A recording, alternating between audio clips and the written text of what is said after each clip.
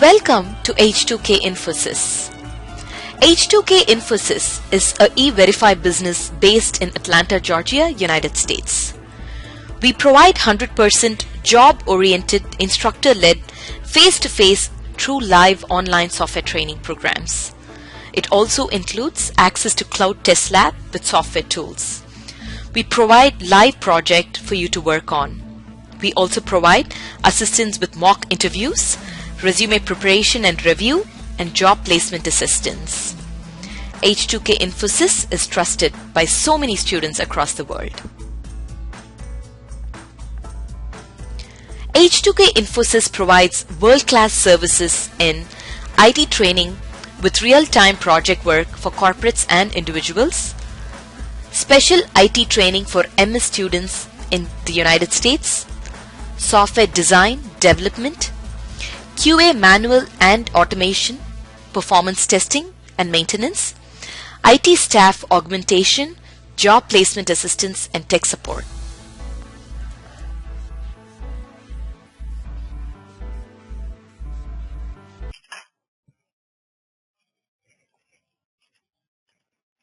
Okay, so let's see what. Okay, I'm going to run this run from step. Okay, what is doing? Oh, it's getting a whole thing again here. Okay, so now I want here, I have to mention how many things you want, right? So I just want one only. I want A. Otherwise, like it's giving whole thing again. And now I'm going to run again. Okay, so the space gets removed. Got it?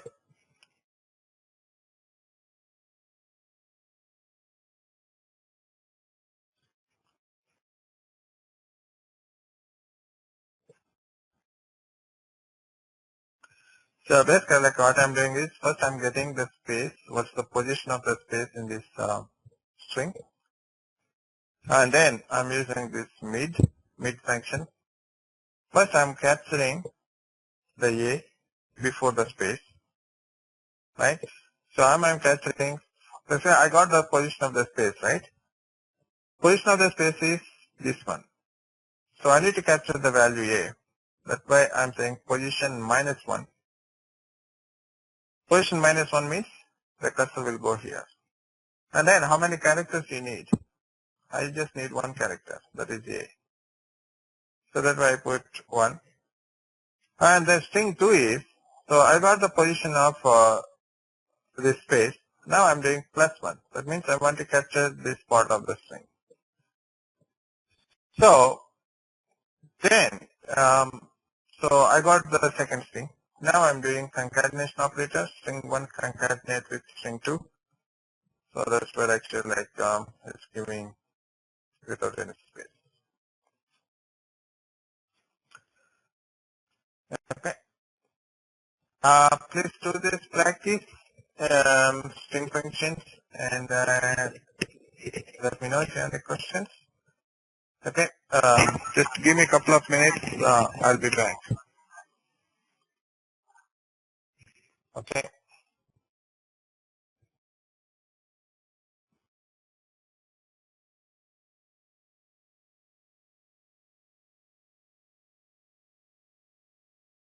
Okay. I'll be back. Just give me one second.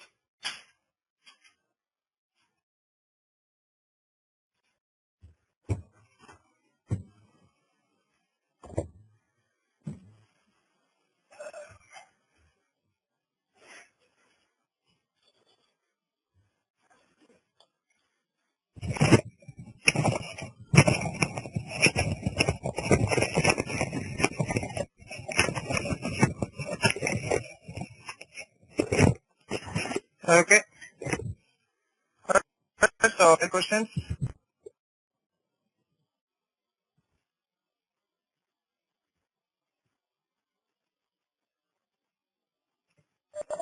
Sam, can you explain mid function again? Mid string. What? Can you explain mid string again? Mid.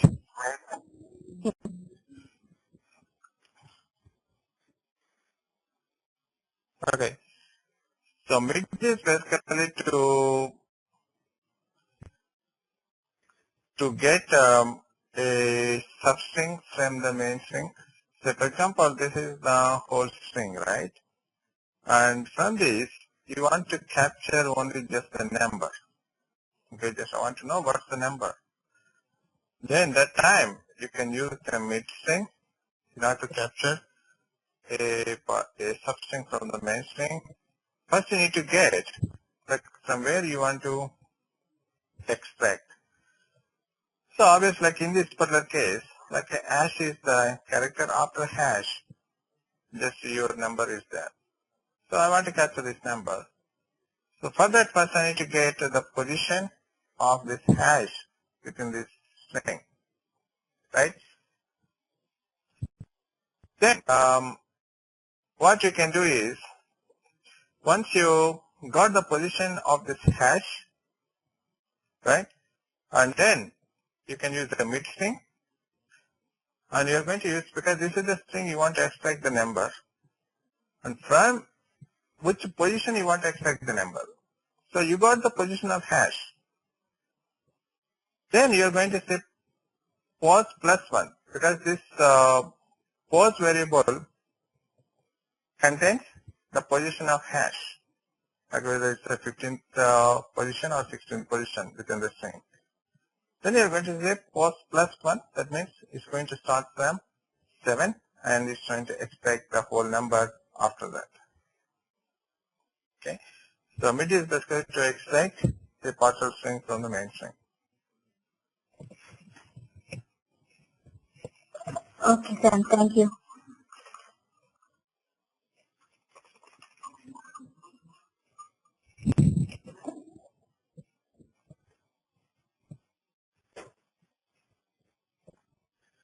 Alright, so if you don't have any questions, then let me copy this one.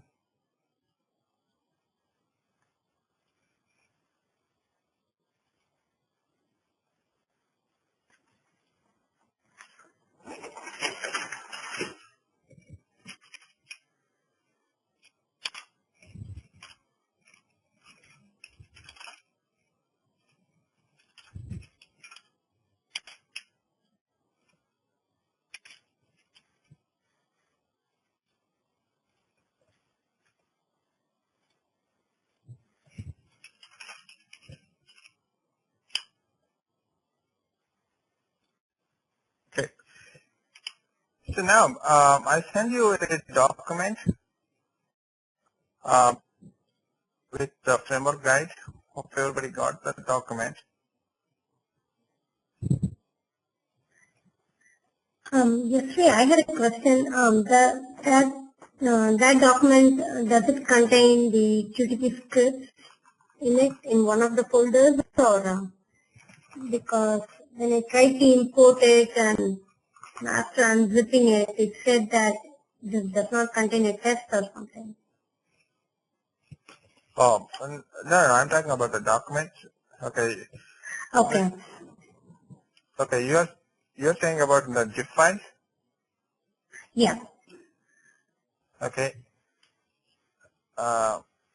Okay, so that part I'm going to talk later. First, let's go through this document. Okay.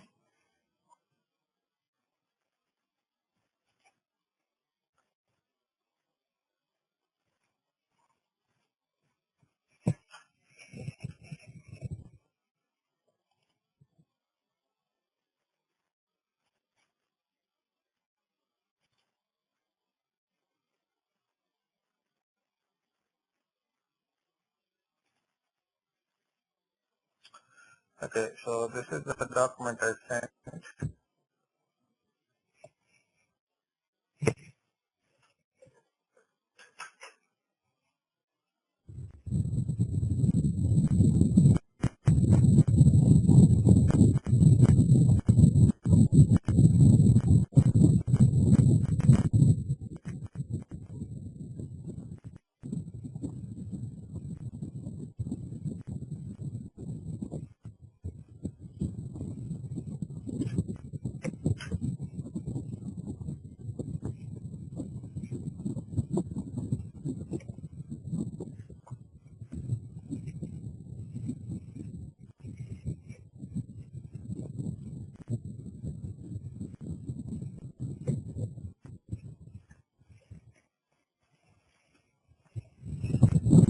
Okay,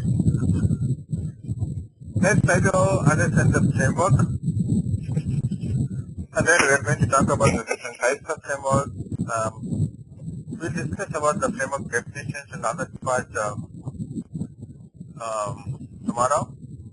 But today, just I'm going to explain the framework directory structure, what it is, and then how you're going to create these directory structures, and then what are the different coding standards. Okay, so we're going to look into that part. So this is the framework document basically that's prepared, and let's go through the different sections and try to understand what it is. This particular document is it gives you a brief overview like what is the QTP test automation framework, and then these are the mainly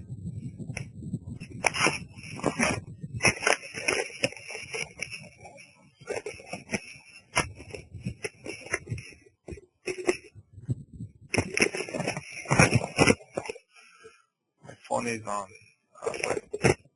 Okay, is this clear now?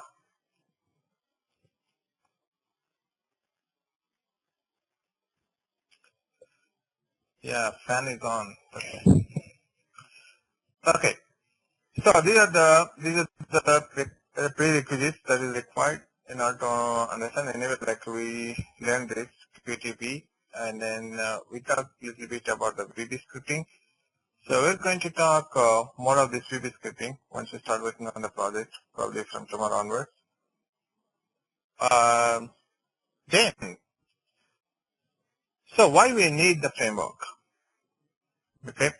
So today's functional test automation helps automation engineers to achieve test automation using the basic record and playback. Even in the initial classes we discussed, right? Like we talked about different levels of automation, the basic level, and then intermediate level, then the advanced level. So what's the difference between these different levels? Record and playback, so there is no reusability. And then we go to the second level, that's where we do the partial recording and partial scripting. and also we use the shared object repositories. And the third level is like where we are going to do the descriptive programming. So that's where the record and playback has the drawbacks is the minimal reuse of code. That means whatever the code that we record, so everything is hard coded and it's not that much reusable across different scripts.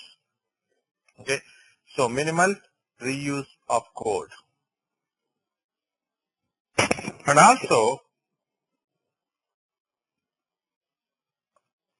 can you hear me?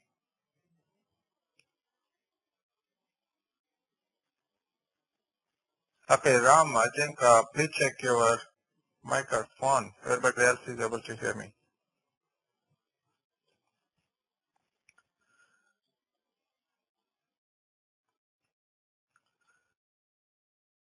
Okay, so and also high test script maintenance. That's what even we looked at the example, right? So you develop a 200-300 scripts, and then everything is hard coded. Like say, for example, your URL, right? So you're going to develop the scripts. So everything is hard coded. Something like system util dot run, and then here you're going to say gmail.com. This way just you're going to develop say 200-300 scripts. And then once you're done with your 300 scripts, then the manager says, no, the application URL is changed. It's googlemail.com. Then what is your job? You have to open all these 300 scripts and then change the URL, right? Instead of Gmail, then you're going to say Google Mail. Then what's the script maintenance? So you have to open 300 scripts. That's going to take maybe 2-3 days time to update all the scripts, right? So that's a drawback, especially with this high script maintenance. Okay, there is no reusability here. Whereas in this with this automation framework, like you are going to come up with different function libraries, right? So you're going to create a function library, and then you're going to say constant, say public, and then you're going to say constant, then application URL, then you're going to say www.gmail.com. And you are going to use this constant in your scripts, right? In start coding. Then if tomorrow, if the URL is changed, then all you have to do is change it at once. Okay, change, come to here and then change googlemail.com. That's it. All your script gets updated. That way your maintenance will drastically come down. So those are the drawbacks with the record and playback. So minimal reuse, you cannot reuse the scripts because everything is hard coded. And also high test automation script maintenance. Okay, just like an example what we discussed just now. If you hard code everything in your script, then whenever any changes, you have to open all the scripts and then make all those changes. So those are the drawbacks with this record and playback. So that's where, how to work on these problems. The QTP test automation framework is going to address these issues. How? It's going to provide a unified directory structure to all QTP based projects. You are going to define a well organized, clear directory structure for all the QTP based automation projects. So we're going to talk about like what is the directory structure and how it looks like. Okay, so this is the directory structure. We're going to talk in a moment. And also it provides a platform for ease of your automation script maintenance. This is the one, right? Just how we discussed. We are going to come up with different function libraries this way. Even not only the constants, you are going to come up with different functions, different subroutines. And you are going to use those functions and subroutines in your scripts. So that way, everything is reusable components here. Your script don't contain any hard-coded part.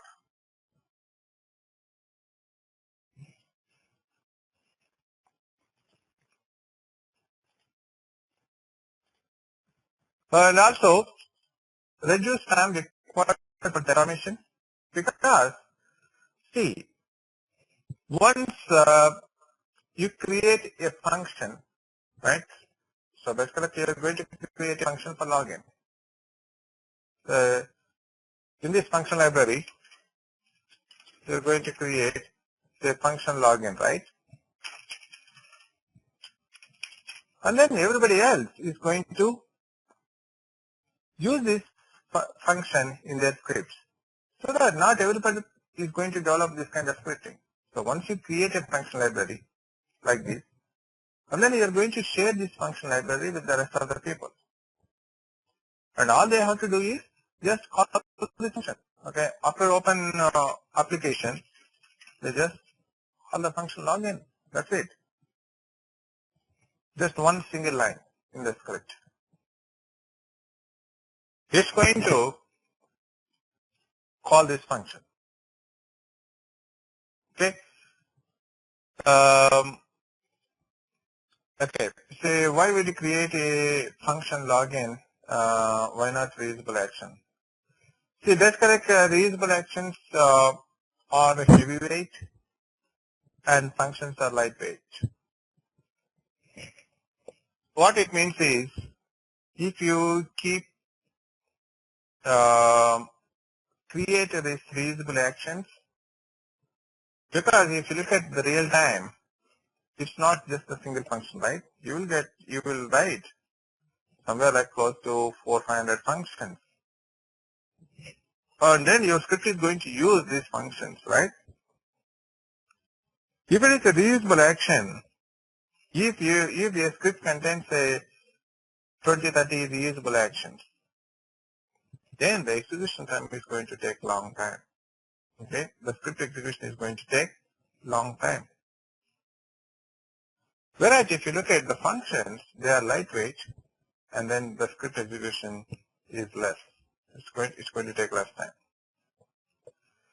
So that's where actually we are going to write the functions, and also it's very easy to maintain them. Okay? The functions are very easy to maintain compared to the reusable actions. Suppose your reusable actions are part of the script, right? Then what happens? If you want to modify any particular reusable action, first you need to search like what is the script that contains this reusable action, and then you have to modify that reusable action, and then that kind of stuff. Whereas the functions, it contains in the function libraries. So you can easily identify, okay, this is a function for login, and then you can easily modify it. That way, the maintenance is easy with the functions compared to the reusable actions. And also, the other thing is, anybody can remove, delete the reusable actions. Like, so for example, if you look at the script, and somebody deleted the particular script, and then you are using those reusable actions in your script, then your script is going to fail. So that's why actually, like, instead of creating these reusable actions, because once you create these functions, you are going to keep them either on a server, like where everybody can access, or we also, if you have quality center, we can also maintain this function library on quality center repository. That way, it is shareable and all team members can access those functions. Okay, so these are some of the benefits what you get by using the functions instead of the reusable actions.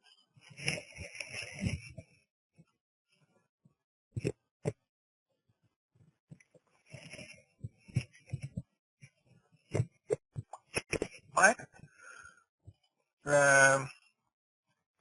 Okay. So that's what actually is going to reduce the time required for test automation.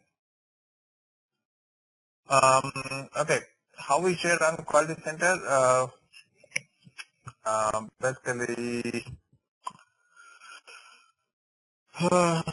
on this system, because it has the quality center, the old version. Anyway, I'm going to show it in tomorrow's class. Okay, how to share those function libraries, because I have to show it on the latest version. That's where you will get the test resources module. Okay, test resources module is the one where you can store all these functions, shared repositories, and everything. Okay, I will explain tomorrow.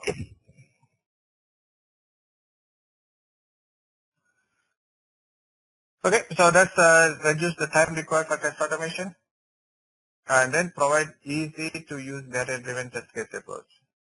So this is other advantage where you are going to maintain everything in all your test data in an Excel sheet, XML file. So that way, so today just you are testing with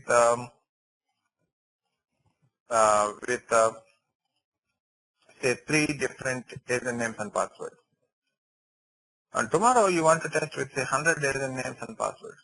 All you have to do is just input your data here in the Excel sheet, save it, and run your script.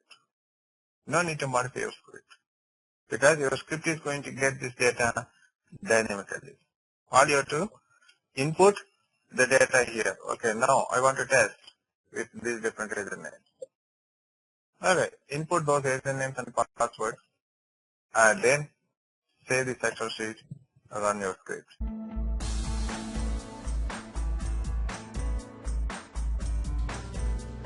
So many of our students have given testimonials on how our training programs are. You will find them on kudzu.com and on our website H2K Infosys.com.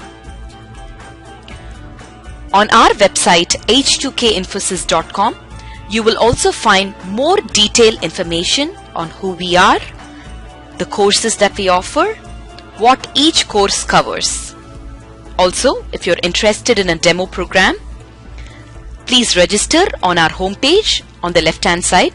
Just give us more information about yourself and we will send you a link for a demo class.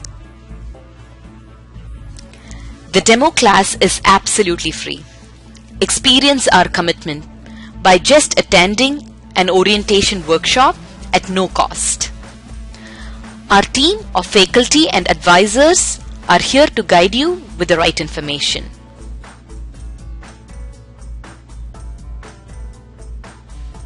If you still have more questions, please feel free to call us. Call us at 770-777-1269. This is a United States number. If you're calling from the UK, call us at 020-337-17615. You can also email us at training@h2kinfosys.com or h2kinfosys@gmail.com.